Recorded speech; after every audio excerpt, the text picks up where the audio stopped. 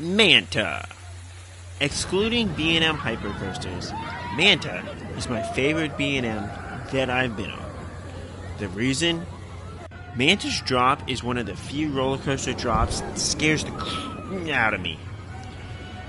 Not a lot, mind you, but with its size and the flying configuration, this drop is scary. Find out my thoughts on Manta at SeaWorld Orlando in this review.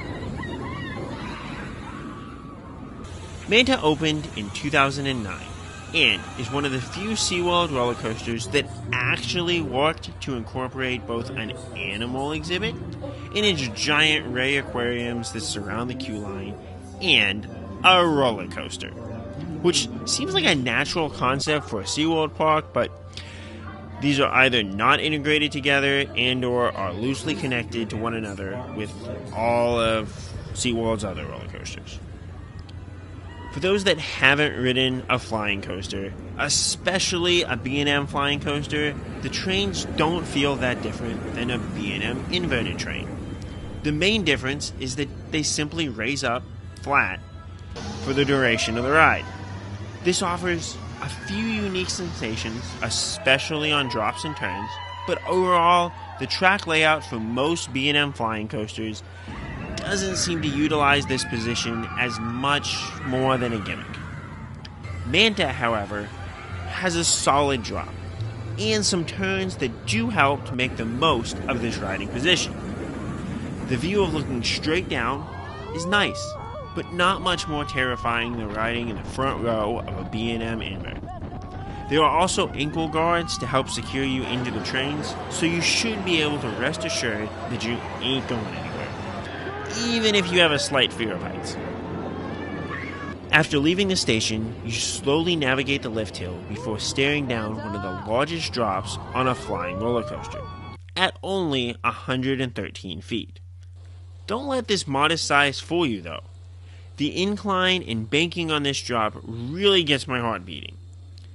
After thinking that most drops, like say the Iron Rattlers, won't do much for me in the way of thrills, this one gets my heart pounding, as well as activating my fear of heights.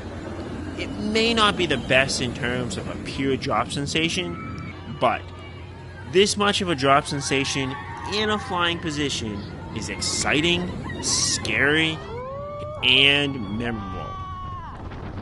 Then, you navigate through the signature pretzel loop of B&M Flying Coasters. These are relatively forceful, but not too painful, as you dive down headfirst. Personally, I could do without these on flying coasters, but I can see why they're prevalent and enjoyed by many riders.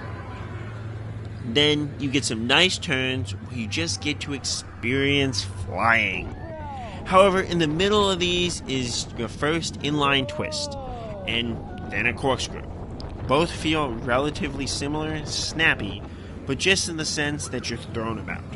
Again, I can understand why these are added on a coaster like this, but I can't help but think, are they really necessary? Like, every time I'm on the ride. Then you enter a brake run, which is a fine point to just chill on the ride before you go down to the iconic splashdown turnaround. Despite its look, the water spraying isn't from the actual coaster touching the water, rather it's just water sprayers that are timed in sync with the coaster, but it does offer a great visual, both on and off ride. It offers an enjoyable turnaround before the final breakdown. The brake run on these B&M Flyers is the worst part of the ride. Being stuck, say, on the lift hill isn't too bad because you're angled, but these trains are designed to have you held permanently in a level position. After 10 or 20 seconds, your head will start to hurt from the blood rushing there, and you will be uncomfortable. It's something terrible. It's just not enjoyable. So really hope that they're moving fast with those dispatches and you don't have to wait here. Overall, how good is Manta? The first drop and flying experience carry this ride for me. The inversions, including the pretzel loop, don't make my head hurt too much, but just aren't the type of forces that I'd really prefer on a roller coaster. The curves and theming are nice, and overall, this is a terrifying yet enjoyable coaster. I rank it right above my favorite B&M floorless coaster, Kraken, and right below another ride at SeaWorld Orlando, Icebreaker. Icebreaker beats it out due to how I love Icebreaker's ejector airtime. But Manta shows there are some incredible elements that can occur on flying coasters, and I can only imagine if one was designed specifically to meet my desires. However, for now, it stands as a solid coaster, with inversions that just aren't my cup of tea. What are your thoughts on Manta? Is this too scary to be the first coaster many guests ride at this park? Does the theming make this a truly fantastic experience? How much do you enjoy its first drop? Let me know, and as always, Kapkun Krap.